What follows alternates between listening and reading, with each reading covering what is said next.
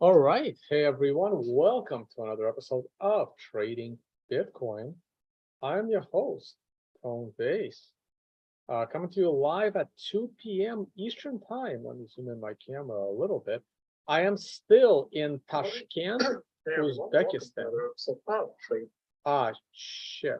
Did I tweet out the wrong link? Oh. Can I get confirmation that you guys are in the live stream watching me? Because I kind of messed up. I messed up the Zoom setup. Shoot.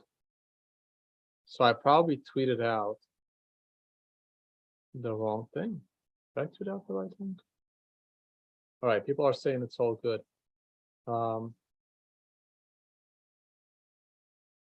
And see, let me just check that I tweeted out the right thing. Okay, yeah. I think I tweeted out. Okay, cool. Let's go on. So I am still in Tashkent, Uzbekistan. It's really cool. So the moment I got here, someone asked a question in the live chat, is there alcohol here? And I'm like, wow, I honestly don't know. So there is alcohol here.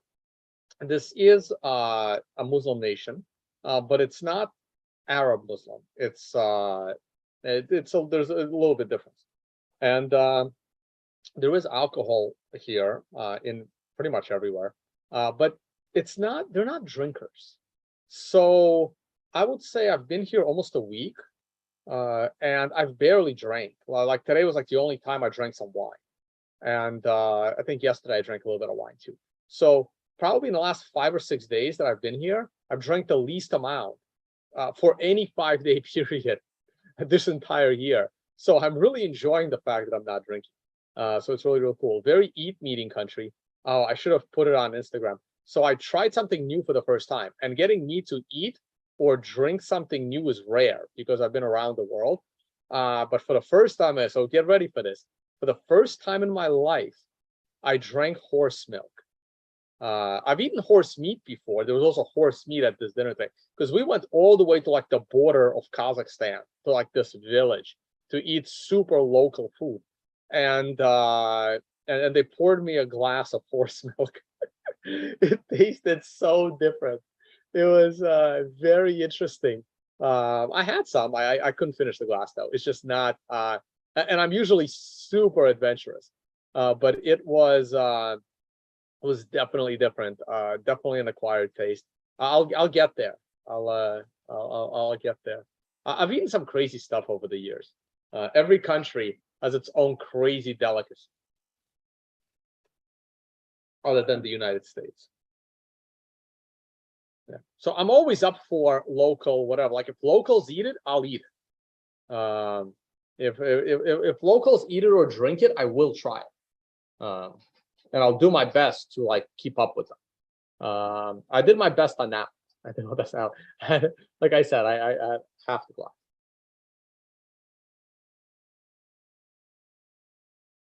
In Mexico, I was eating like ant eggs.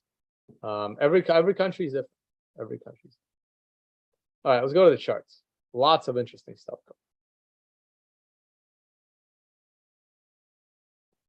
Okay, charts. Here. But what's my favorite U.S. food? I don't know what U.S. food is. Probably the steak. Probably the ribeye steak. I think that it's either the U.S. or London perfected the ribeye steak, like the cowboy cut ribeye steak. That's probably my favorite steak.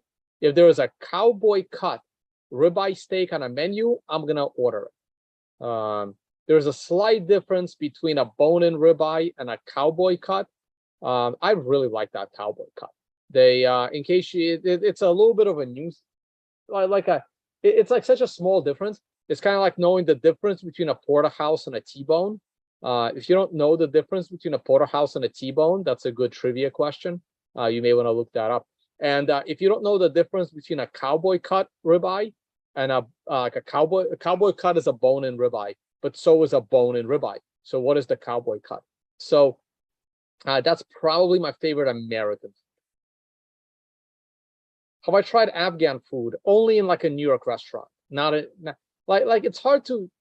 Yeah, I've had sushi 100,000 times, right? But it's not the same versus having it in Japan. So, yes, I have had Afghani food, but I mean, Uzbekistan borders Afghanistan, so I can probably go right to the border of Afghanistan and have some real Afghani food, but I have not had that yet.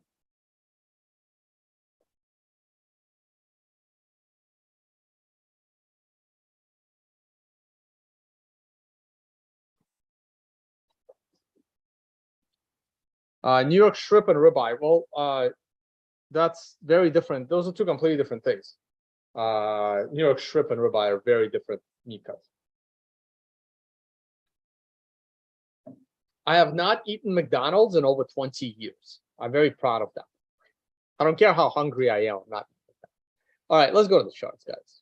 Let's go to the chart. The monthly chart, the month just started, so it's not a very interesting chart to look at. The monthly chart was a very interesting chart as the month is ending, not as the month is starting.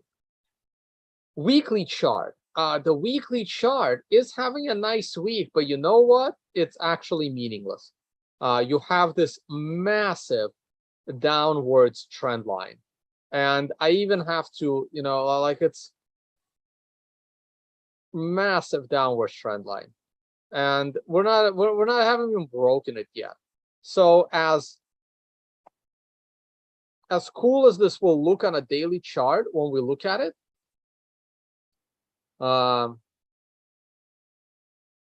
will tell you when I'll be in the UK, but I'm only going to be in the UK for one night, guys.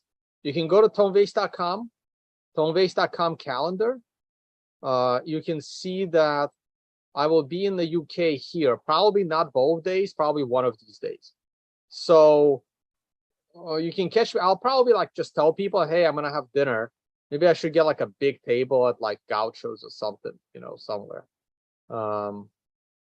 But I'll come to I'll come to the UK for one night. I'll go from Dubai to the UK, and I really want to see Portugal. I think, as you guys know, my political views, I think the end of Europe is coming, and there is one country left in Europe that I really want to visit. I think Eastern Europe's going to be fine. I'm not worried about Eastern Europe. I'm worried about Western Europe. I also would like to go to countries that have electricity, and I'm not sure that Western Europe is gonna have electricity this winter. So I really want to see Portugal before I can never go there again. Tone, come to Nepal. Nepal's not in the plans. Ribeye is the best cut. Yes, but there are different kinds of ribeyes. There is a bone-in ribeye. There is a boneless ribeye. There is a cowboy cut ribeye. There is the tomahawk. These are all ribeyes. So within the ribeye, there are still variations, right? So if you go super deep, my favorite ribeye cut is the cowboy cut.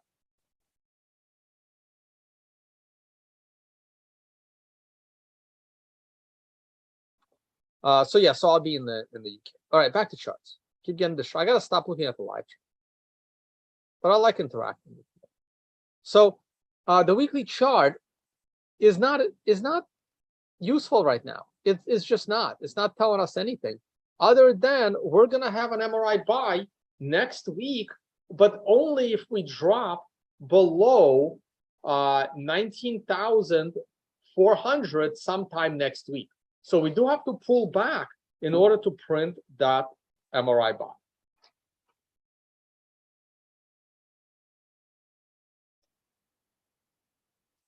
Have I tried eating crickets? Yes, I have.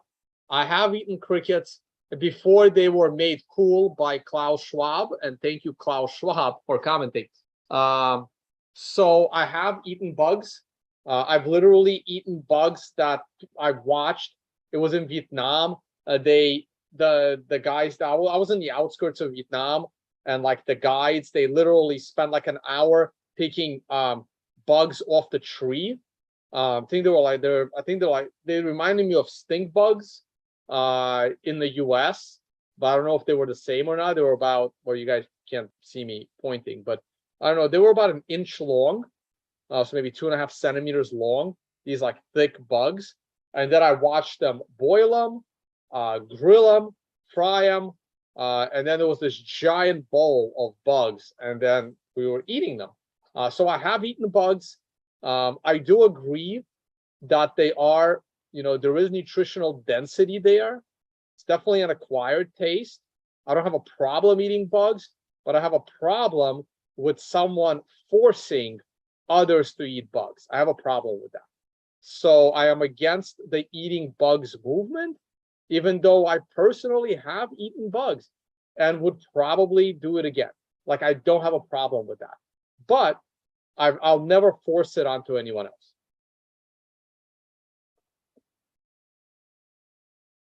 I will say I would rather eat bugs than McDonald's.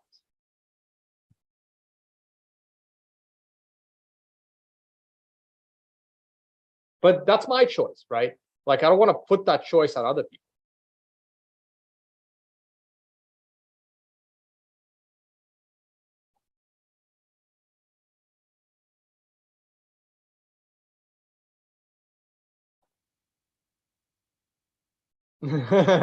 So it was like horsemen doesn't sound that bad after bugs. I've also eaten like small crickets in Mexico. In Mexico, you can get them on top of your guacamole. I'm not a fan of those. Like, the Mexican crickets were not tasty at all. But those bugs that I watched the guys cook in Vietnam, they didn't look appetizing, but they were actually pretty tasty. It's just hard. You really want to close your eyes and eat.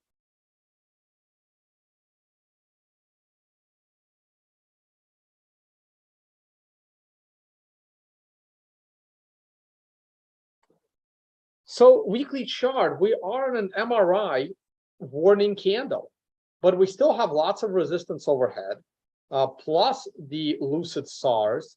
We did hold the MRI support line. We did have an extension seed. It's possible we go up from here, but on a weekly scale, I'm going to delete these arrows. They're just annoying me now.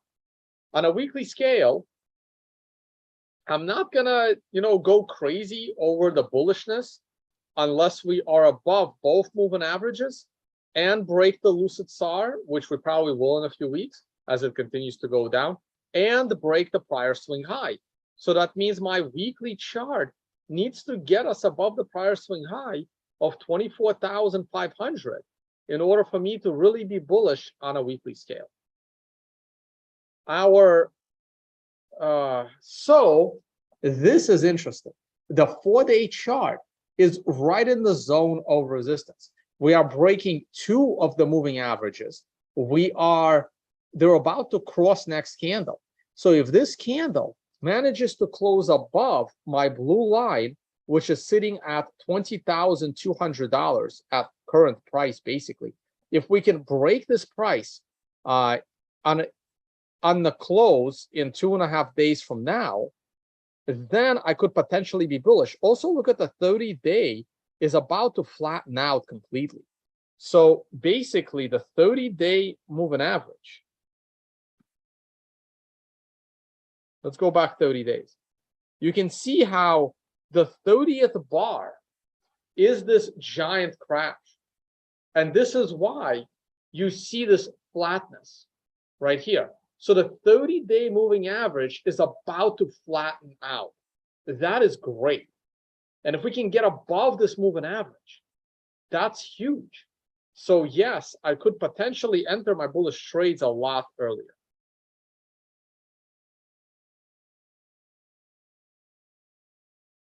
Daily chart.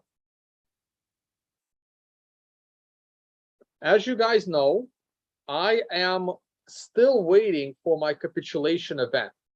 This doesn't have to happen, but I still believe that the higher probability move is some kind of a capitulation. We are stuck at the 50-period moving average. The Bitcoin is being rejected right here, right now. I'm not going to take on the short trade. I expected us to bounce. You can see this arrow right here.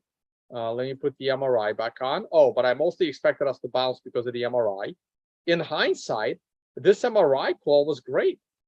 This MRI call, this MRI buying opportunity, was the lowest closing low of this entire bear market. this was the lowest closing low on an end of day basis since when? Jesus. Since like December of 2020. Okay. So the MRI on a daily chart did its job. Was it easy and smooth? No, of course not. We rallied, then we crashed, then we closed low, and then we rallied. So it was definitely not an easy trade, but in hindsight, the MRI couldn't have called it any better.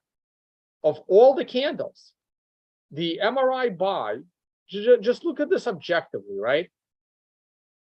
Since there was only 2 MRI buy signals. Let me make this full screen. I mean, if you're watching me and you don't have the MRI, I mean, it's only $500 lifetime. It's really worth it, at least to support. So I want to make it a little bit better. So since we crashed below $30,000, there have only been 2 daily candles for an MRI buy. One of them was this candle on the 18th of June, which marked the lowest intraday low of $17,500. And the lowest close of just above 19,000, the lowest close, and there was only 2 lower closes. One of them was on September 6th, but the other one was on the 21st of September, which was the only other time the MRI called a buy. So in this entire consolidation at 19,000, we had 2 MRI buys, both marking the low. One marking the intraday low, the other marking the lowest close. The first one eventually rallied off of this low 40% all the way to 25 grand. And the other one so far has rallied up to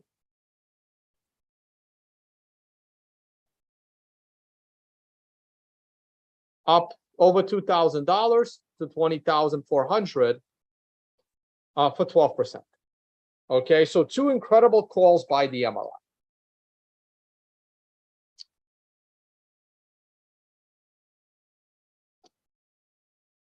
Hourly chart. The hourly chart is still looking pretty bullish. We broke. We're consolidating at the top for the second time. I think there's a little bit more upside. Where is the next resistance? Well, there really is no resistance. So most likely, we're going to top in some random area in the 2100s and then pull back. Hey guys, before I go on, Financial Summit is just 3 weeks away. We are in a gorgeous Bali resort with incredible people at that resort. Traders, fund managers, VCs, anyone's welcome. We still have rooms, and well, less than 33 rooms left, but we still have space. So come and join us. Everyone loves to sign up last minute. Check if there's cheap flights. Reach out, ask questions. Happy to discuss the event and give you more information if you need. Definitely check out. We're gonna post a. Let me go to the Financial Summit Twitter.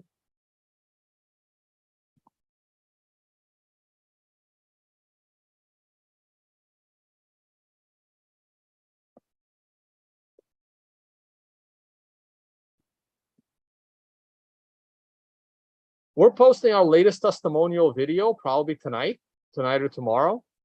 I have posted our latest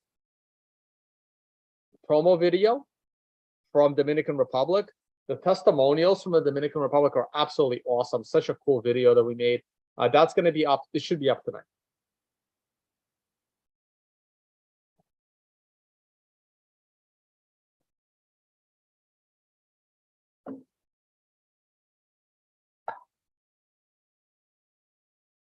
All right, I already showed you guys my calendar. Tomorrow I fly to Kazakhstan, and then on the 10th I fly to Dubai. Please subscribe to us on Instagram and of course Twitter, where we are posting. Oh yeah, don't forget about this. I always forget about this chart. October is one of the best months for the stock market. October is always one of the best months for the stock market. October and November. That's why I was bullish going into this month on the stock market, and since Bitcoin is correlated, and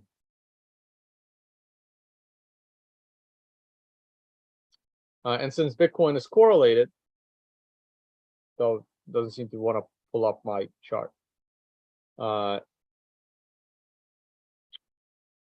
Bitcoin should go up as well. GBTC premium for some reason seems to have disappeared, or discount at the moment. Let me refresh this chart. Thanks, Mel, for posting the links for people to the financial summit stuff. GBTC premium is still a disaster. It's at -35 according to my personal calculation, and I still expect it to go to 0. Oil is no longer on an MRI warning. That's how fast it went up. Oh, did the government update? Did we get our September 28th update? It was supposed to come today. Let's see if this website is updated while it refreshes. There it is. And guess what? So where was that headline? I'm going to Google for that headline. Refill oil reserve under $80. I want to show you how the Biden administration lied to the world.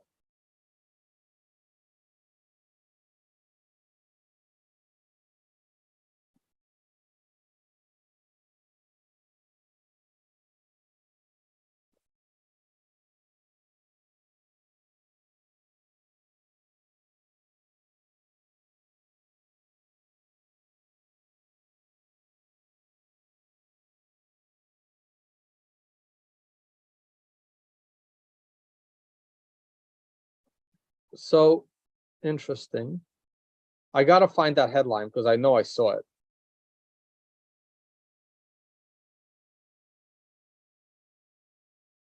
Well, here's one from Bloomberg.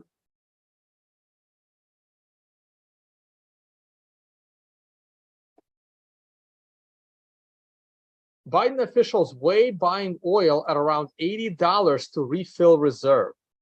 So weigh buying oil does not mean they're going to buy oil, but I can swear I saw a headline that said they would buy oil. U.S. may begin refilling the emergency oil reserve when crude prices dip below $80 a barrel, according to people familiar with the matter. I read a different article in a mainstream publication that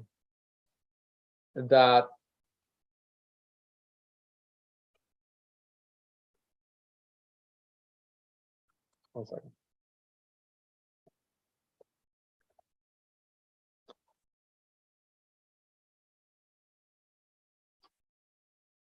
So maybe they didn't lie and they didn't promise to buy it under 80. But look at what happens.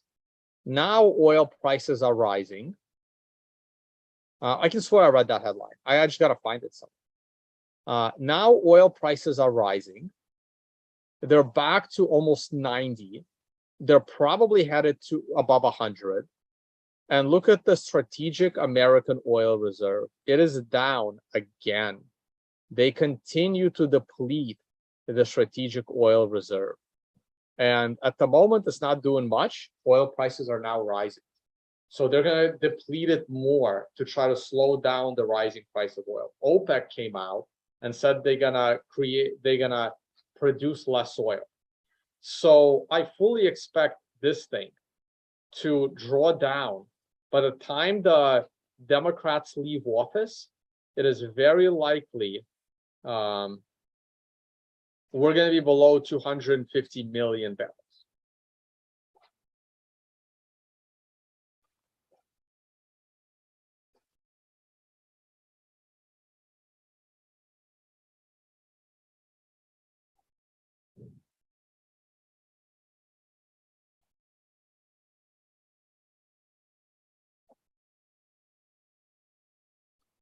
1 second.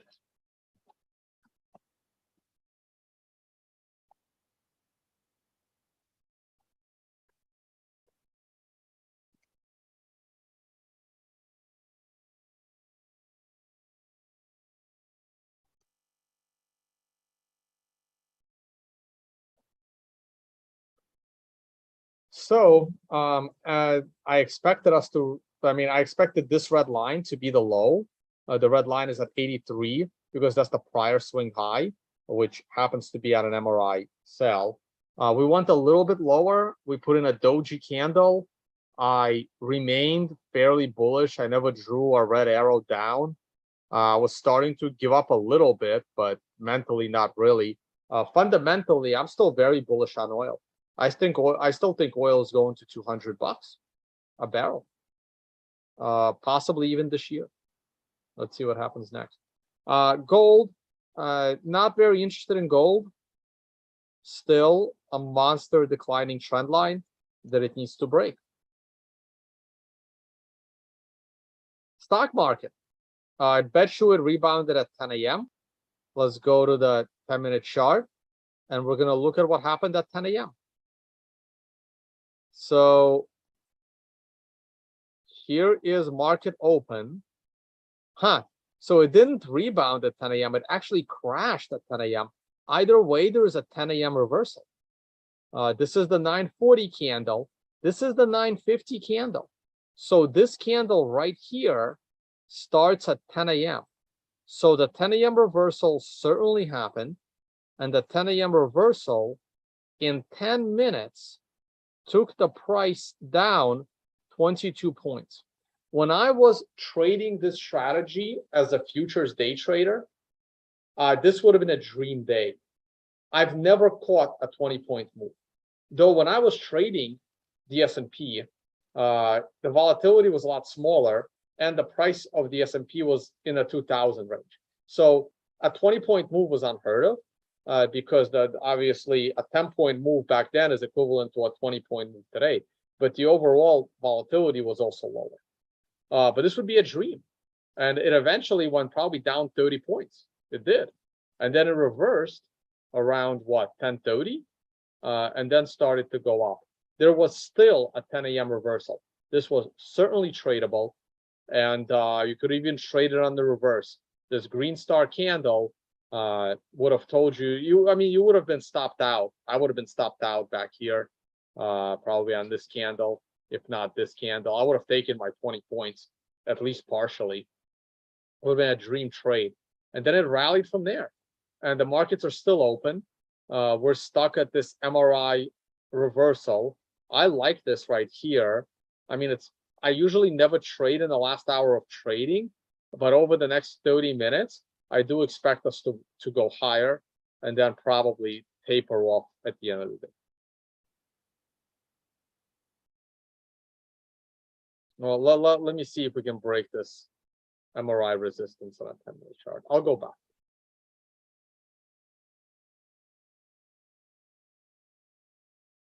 Weekly chart. No, sorry, this should be the weekly chart. I really wanted to see us get to a weekly MRI buy. In order for us to get to a weekly MRI buy, not next week's candle, but the candle after next week would need to trade at some point below, well, I kind of have a blue line there already, below $3,700 on the S&P. That's what we would need. Not next week, but the week after. Hopefully that will happen. But we'll see. Okay, someone keeps asking me about Willy Woo's pin trade. I'm going to answer it very, very simple. I'm going to read your question, Harm Jan. Can big shorts suppress the price enough to kill Bitcoin according to Willy Woo? Short answer, no. Long answer, also no, but with an explanation that I don't really want to get into. But the answer is no.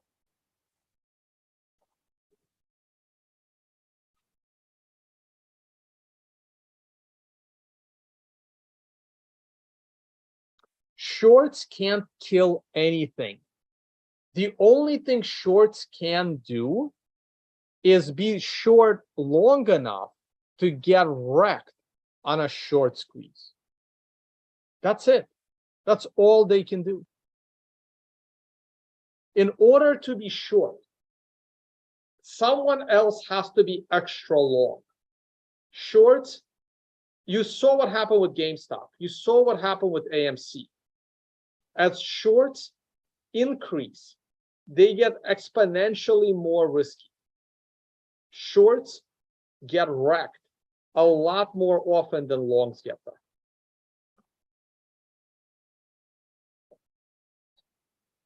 Shorting an asset is a lot riskier than longing the asset. Always. Shorting, like I've always said, if you're going to short Bitcoin, you short Bitcoin the way you stare at the sun. You do it for a short amount of time and very carefully. And that applies to most assets.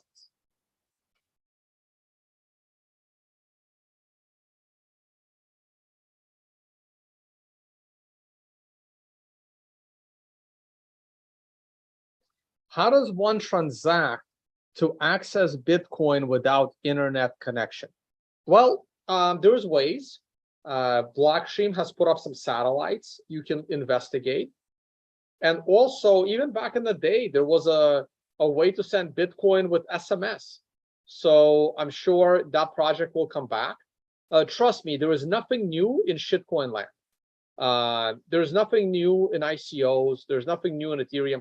Everything that is done has been tried before Bitcoin or within the first 2 to 3 years of Bitcoin's existence. It's all been tried. Back in 2013, there was a company that used to send Bitcoin through SMS. It just didn't take off because people that don't have internet connection aren't that interested in Bitcoin. So the company failed because no one cared about receiving Bitcoin with SMS.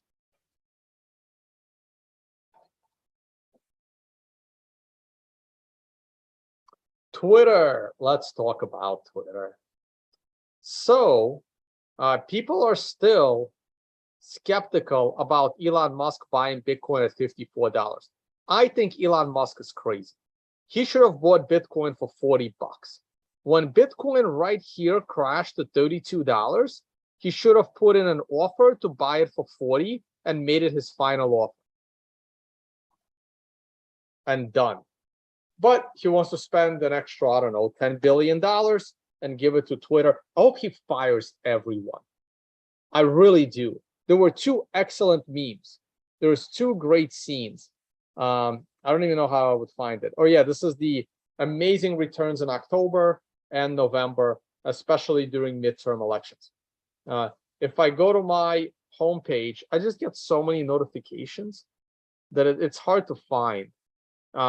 But I love these 2 memes, and I've actually seen both shows.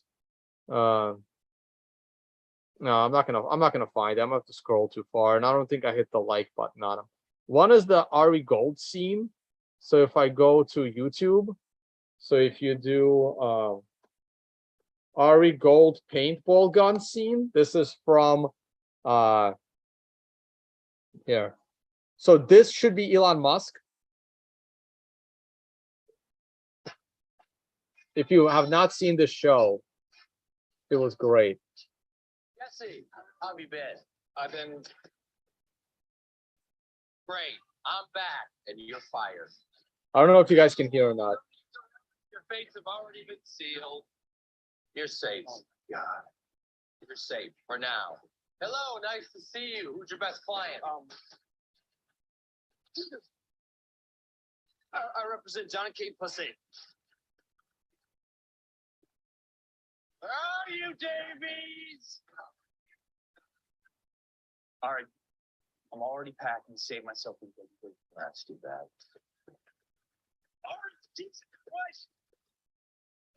So that should be Elon Musk when he shows up at Twitter headquarters. There is one more. It's from the show called Secessions. Secessions. Everyone is fired. Yeah, this right here.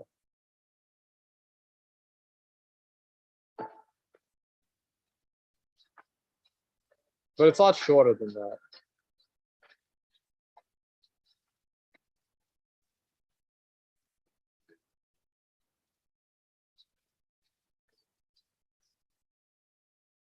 No, sir. 3 minutes. I don't know if you guys can hear it. I hope you guys can hear. Okay, guys, everybody, if I can just have a second. I just wanted to update you on a couple of developments.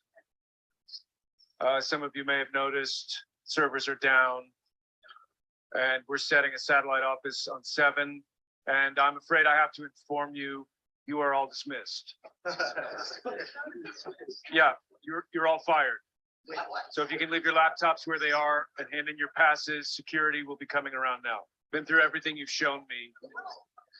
Food and weed. Those are the only 2 verticals driving revenue. So we're folding them in. And yeah, you're all free to leave. This is a joke. You have 15 minutes to gather your belongings and exit the building. Separation agreements will be handed around shortly. 1 week of severance per year served. With full non-disclosure, post your little videos, you get 3 days. Unused vacation days will not be reimbursed. Health benefits will be terminated at the end of the month. That's it. I'd like to thank you all for your hard work. Piece of shit. That should be Elon. Right there.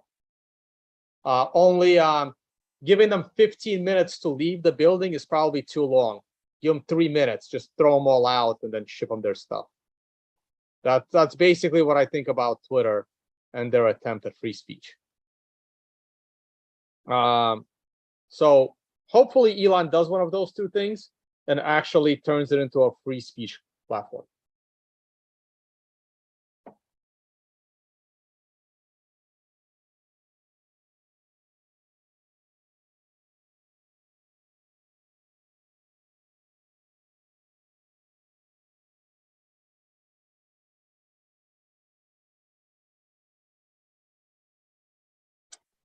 All right. Any questions, guys? I'm pretty much done.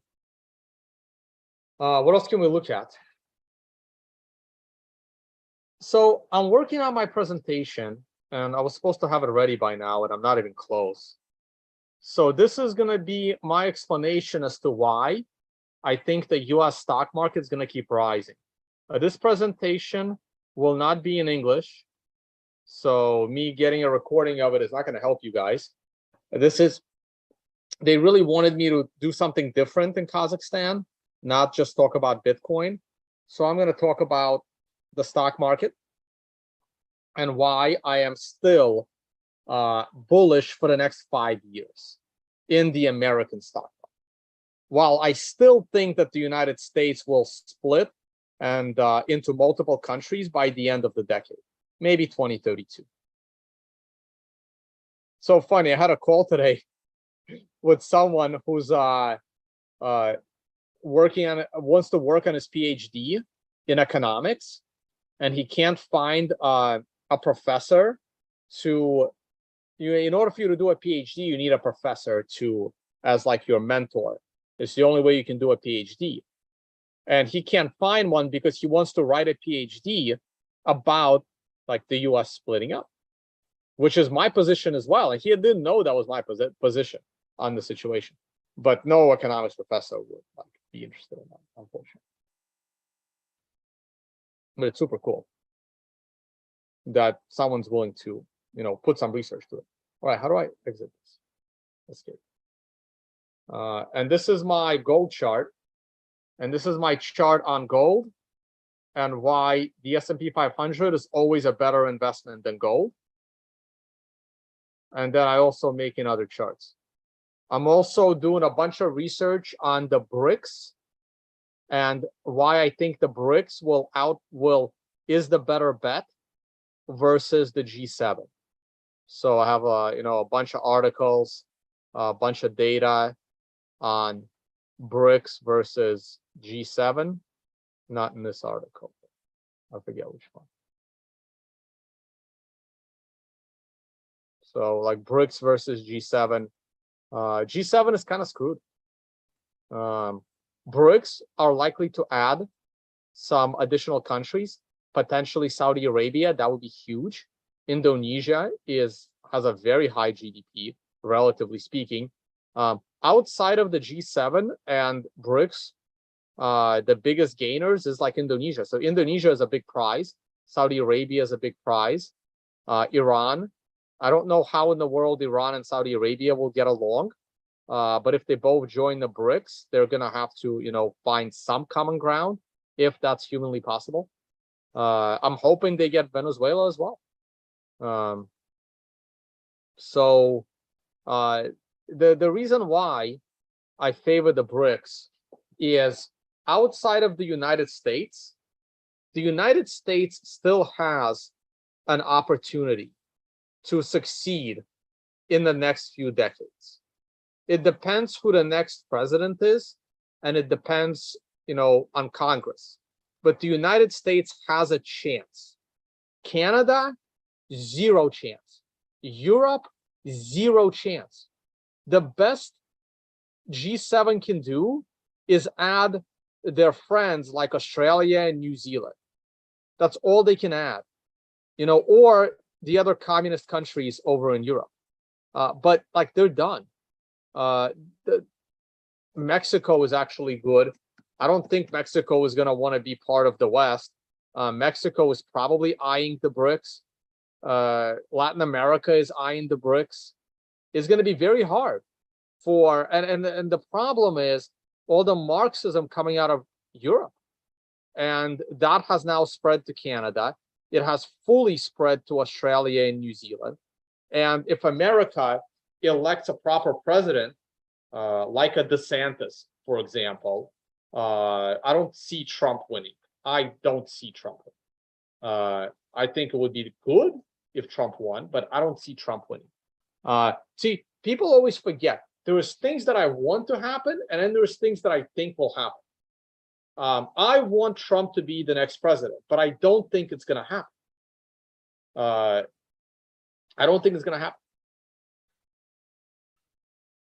I think Trump has been the best president in the United States probably in 70 years.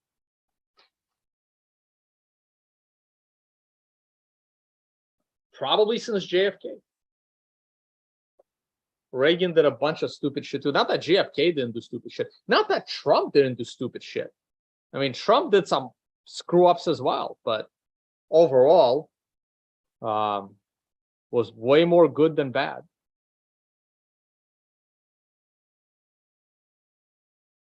US is one of the last stands. Eastern Europe as well. Eastern Europe is actually a stand against communism. And Latin America goes back and forth. Let's see who wins in Brazil.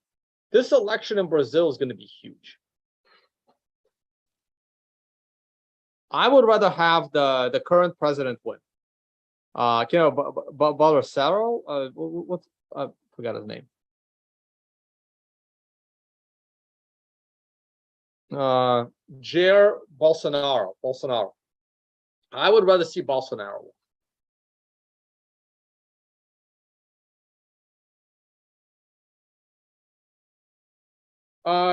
Julio is asking, Tone, what kind of physical activity do you try to do consistently to stay in shape? Zero.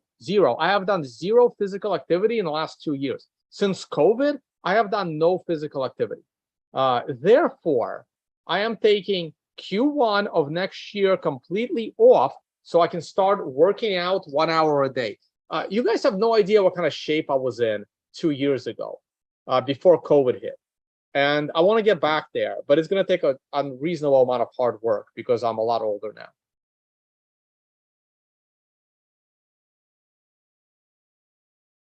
All right, I need to get back to work, actually. I got to work on my presentation.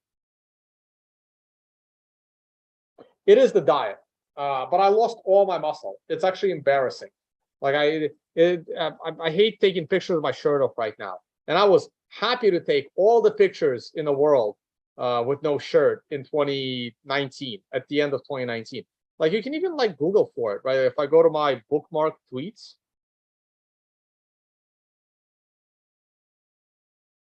like here, this was me right before COVID. That was me before COVID. And I lost all this muscle. All this muscle is gone. But these are 2019 pictures. Like this is me picking grapes in Republic of Georgia.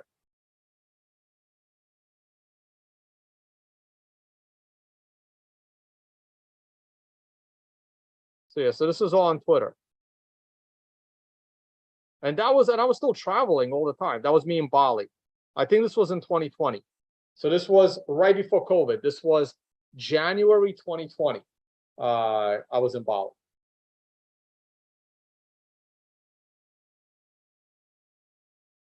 And then COVID hits, and this is what we have. And this is, I made this graphic, by the way. If anyone sees this graphic online, that was me. And there's been a few more official government health experts that have risen to the position, and they're even more gross looking than these people.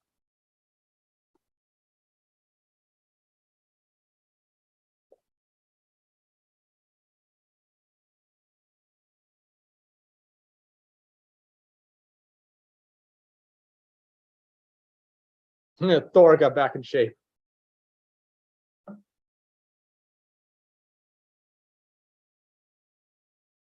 Anyway.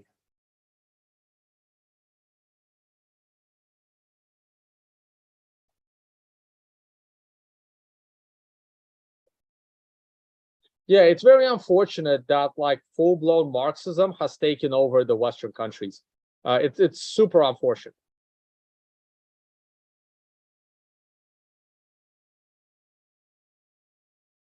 Which is why I'm going to be spending most of my time going forward in Latin America. The only problem with Latin America is just that it's not as safe. It's a little more dangerous in Latin America than in America. But that's also because I'm so used to America. They're probably equally as dangerous. Can the Russian economy get back on track after all the sanctions? Yeah, of course. Of course it can. Especially when the West has no electricity. Of course it can. Speaking of Russian economy, let's see how their stock market's doing. I still think it's going to rally. Stock market made a brand new low. Their currency, however, is holding strong.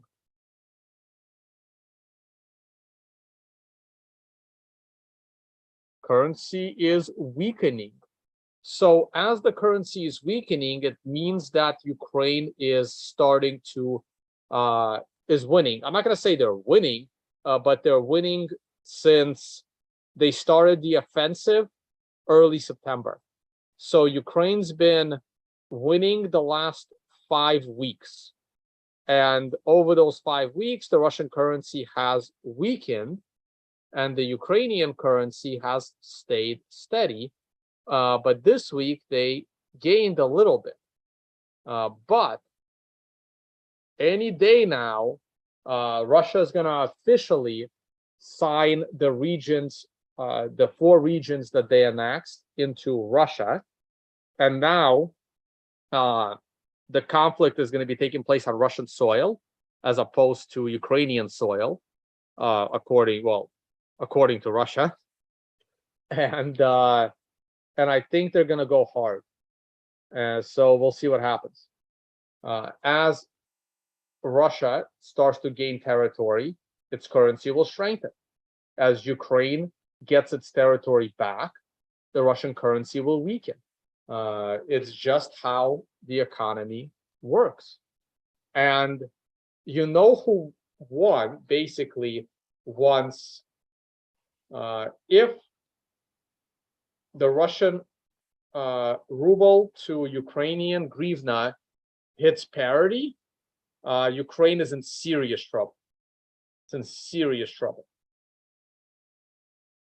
Because Russia can then offer all the Ukrainians that are earning a salary in hryvnia they can offer them the same amount of rubles, and they suddenly buy you more. If they buy you an extra dollar's worth, not a big deal. But if they're buying you 25% more goods, that's a big deal. Huge deal.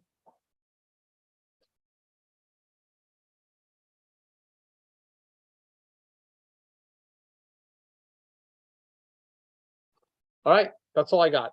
I don't have anything else. I'll answer one more question and then we're gonna call it a day.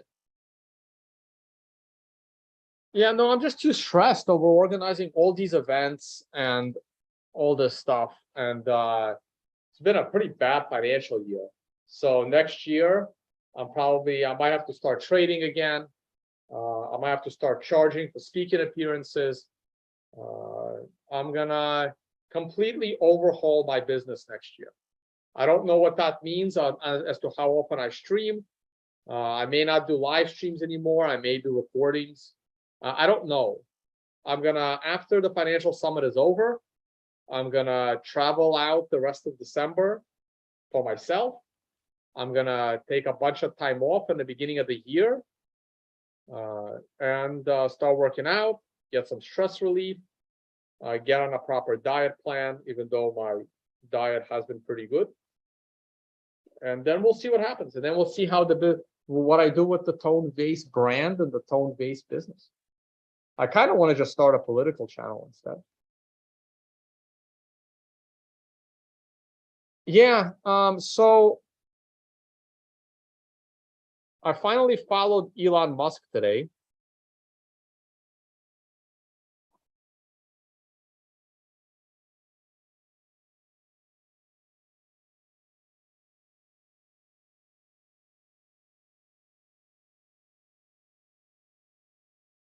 Okay. I did follow Elon Musk today. It's possible I followed him with the other account, not my personal. It's possible I followed him with the Financial Summit account. But I did hit the follow button on Elon Musk today, so I'll hit it again on my personal account. And you can see that I voted yes. So there you go.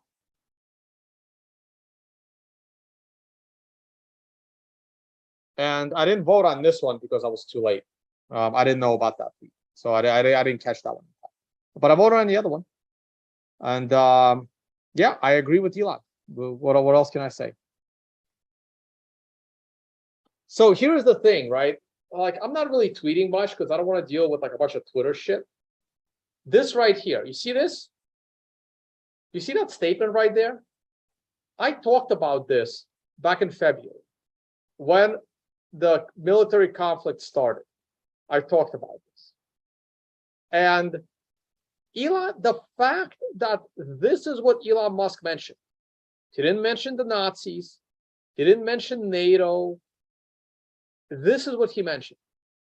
Water supply to Crimea assured. How many people that replied? 115,000 people replied. I bet you 99% of them have no freaking idea what this means. And if you are watching me right now, and I know that number is a lot smaller than it used to be. If you are watching me right now and you don't understand why Elon Musk wrote this, or what this means, or what was the Crimea water supply situation between, I don't know, 2017 and 2022, then you have no idea what's going on in Ukraine. You are completely clueless. You have no, well, how can I phrase this? Your opinion is like, you are uninformed. If you are providing an opinion on Russia, Ukraine, and you are unaware what this means and why this matters and what actually happened involving Crimea and fresh water, then you are grossly uninformed on anything else that is happening between Russia and Ukraine. It's that simple.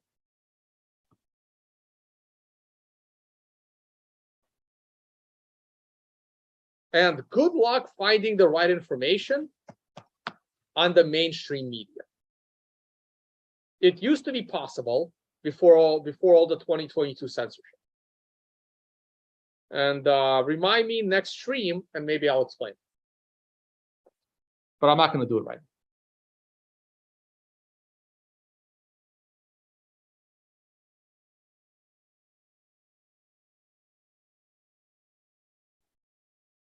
Yeah, if I quit, if I stop doing financial stuff, yeah, I will probably release it for free. I mean, why would I hide it? If I do completely one day stop doing finance and trading, then yeah, then everything I've done that I charge for will eventually be free.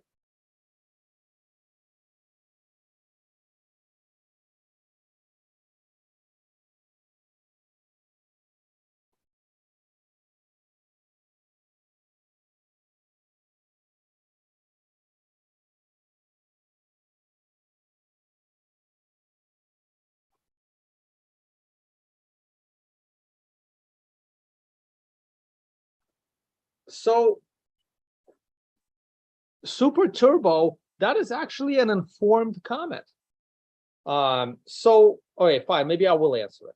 So after Russia took Crimea, if we look at the map right here, if we look at the map of Ukraine,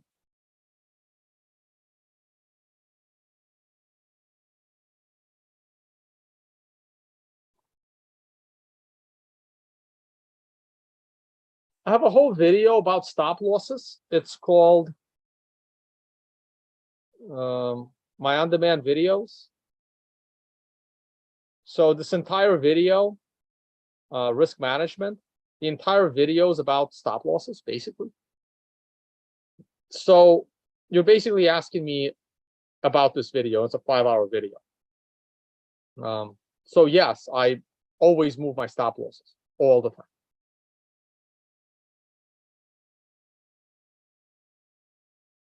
So after Russia took Crimea back, Ukraine stopped, built a dam, and prevented fresh water from going to Crimea. Crimea is surrounded by salt water, so they stopped the ability for Crimea to receive fresh water. So Russia had to deliver it fresh water by ground and ship. So the answer that was given was any sane country would have done the same. So I'll read your sentence. It's somewhat common sense to make things hard for your enemy if they can't do it in war. But right, so actually I have read your prior comment. Any country would do the same thing if their soil was invaded. Well, sure. So what happens is, after Russia took this area, Ukraine built a dam and prevented this area from getting fresh water. Because, well, we don't like you people, you took this area, so we're going to make your life here a living hell. So in retaliation, the first thing Russia did was blow up this dam, and they made sure that this area is now Russia, right? So the problem with that strategy is that you are dealing with a more powerful enemy. And if this land is now Russia, and Ukraine is going to build a bunch of dams all over here to prevent this area from getting fresh water, then Russia, in order to retaliate, then Russia is going to retaliate, blow up the dams, kill a lot more people, and take this land as well, right? So yes, you can. It is your right as a country to then prevent this area from getting fresh water, but you have to understand that you are slapping the bear in the face, and he's not going to stand there and smile. He's going to bite you even harder the second time. So while sure you can do it, but now you're seeing the outcome of that. Now, obviously, Russia did not invade Ukraine because of a fresh water problem, but it's one of multiple reasons And it was literally one of the first things they did. It was like this dam was blown up within the first week of like by the end of February. February 22nd, Russia entered Ukraine soil. By the end of February, the dam was destroyed and fresh water was coming in. Okay, so clearly it was important. It was very important. And Russia has been telling Ukraine for years, give this area fresh water or something bad's going to happen. Ukraine ignored it and something bad happened. So, I mean, yeah.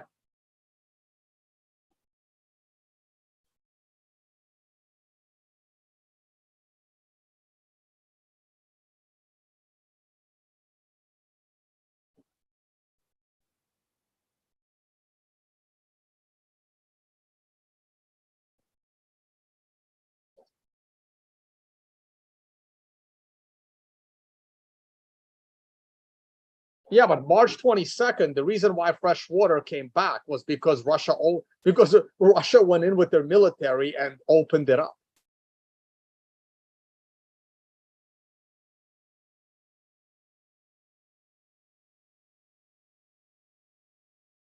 No, I agree. Like, you want to make your enemy, if you're in the middle of a war, obviously, you want to hurt your enemy.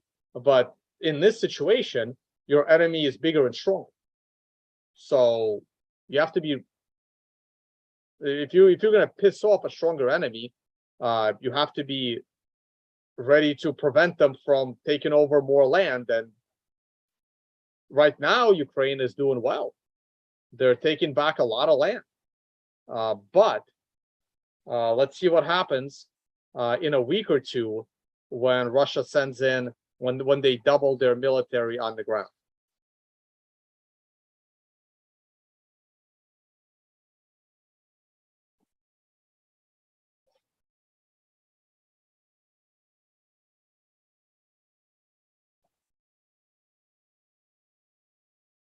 Well, I'm going to read your comment. Terrorist strategy, give me what I want or something bad happens. That's literally the United States policy for, what, 100 years now? You know, give me what I want or we're going to send in our military and give you freedom in the form of a destruction of your country, right? So it's not a terrorist strategy. That's literally every single country. That's literally how it operates. Like, again, how is that anything different than anything America's done?